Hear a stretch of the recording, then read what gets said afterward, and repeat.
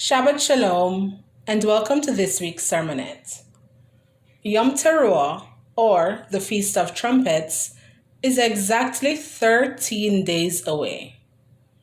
For this feast, we have an obligation to hear the blast of the shofar, customarily blown from the horn of a ram, albeit that any shofar can be used.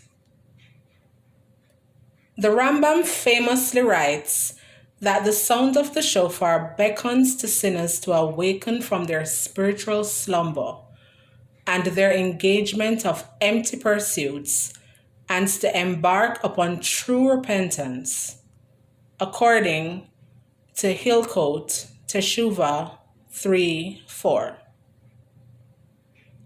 The shofar differs remarkably from the typical musical instrument.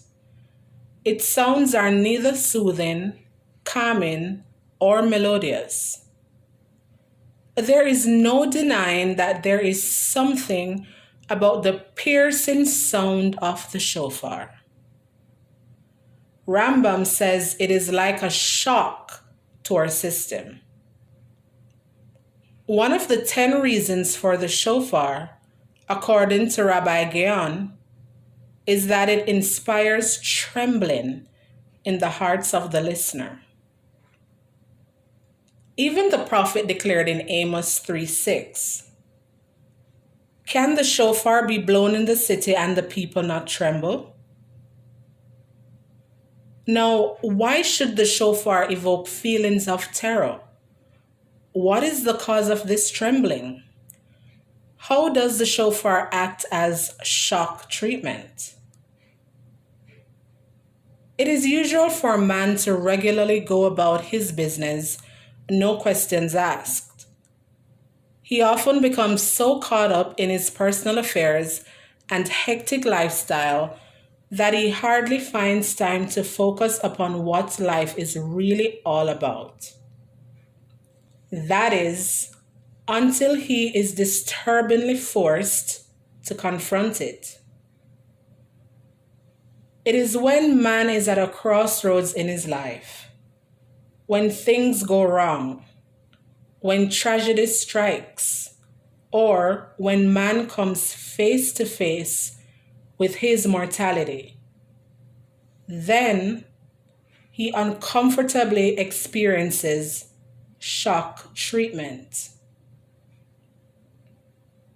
What may have originally been considered important suddenly becomes insignificant, almost trivial. All the principles and values that he had considered sacred are swept by the wayside. His earlier foundations are deemed shaky. He trembles as his very existence is under threat. Rosh Hashanah is the day of judgment.